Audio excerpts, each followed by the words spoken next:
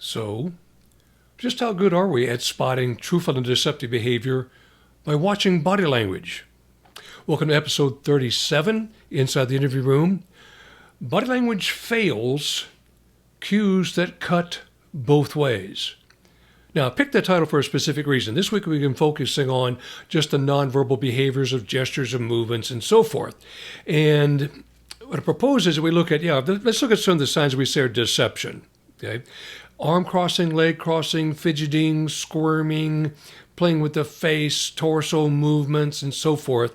None of that has been shown to be associated with deception. From here, quick example. One of the ones that I hear a lot of time in the classroom is that when subjects cross their arms. Okay, for a little experiment, if you're watching along right now, cross your arms. Go ahead. I'll wait for you.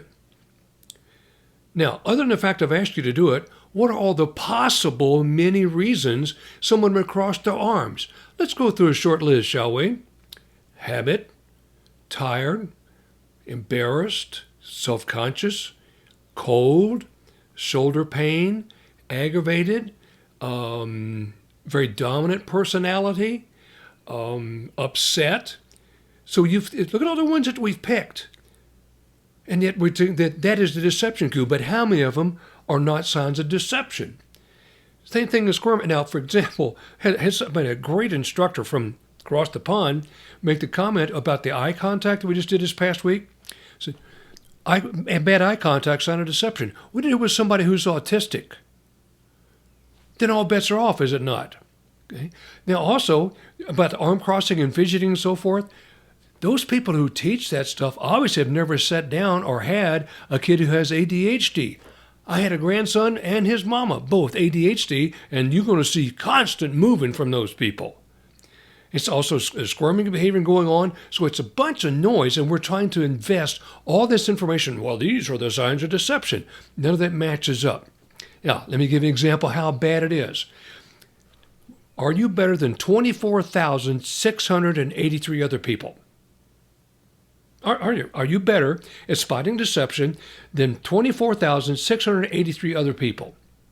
That was a combined study that Bell and Apollo did of all the studies, grouped them all together, about spotting deception, watching nonverbal behaviors.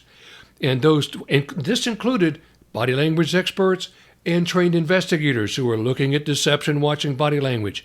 Their accuracy was 54%. 50% is chance. 54% is chance. Now, talking about cutting both ways. So let's use your argument right now. Arm crossing, fidgeting, squirming, not sitting still, crossing legs, arms, all that kind of stuff is deception. So does that mean if they're not doing those things, you now have a truthful person? Correct? Because you said if they are doing it, they're being deceptive. So if they're not doing it, are they being truthful? Now, I've known this study for quite some time, and I've had it for a long time, almost about as long as Bell and Apollo's had it out. And I just noticed something in some of our conclusions. Those same 24,683 people, when they looked at a subject and that these symptoms were missing, if there was no arm crossing, no eye contact problems, no squirming, no fidgeting, etc., were they truthful? They only got that right 61%. So just think about it. If the presence of a symptom is not deception and the absence of a symptom is not deception, why are we wasting our damn time on it? And why is it keep getting taught in our academies? It's time we took a look at this and see what's really going on. So body language fails cut both ways. It misdirects us in spotting deception, and it misdirects us for analyzing the truth. So remember, whatever we train, for example, at the academies and what you use in the interview room, okay, the tactics you use will eventually be examined in a courtroom. And can you explain the distinctions? Be sure to hit the subscribe button. See you next week. We're going to continue our work on some of the big myths that are sabotaging our work. And remember, be safe. I'll see you next week.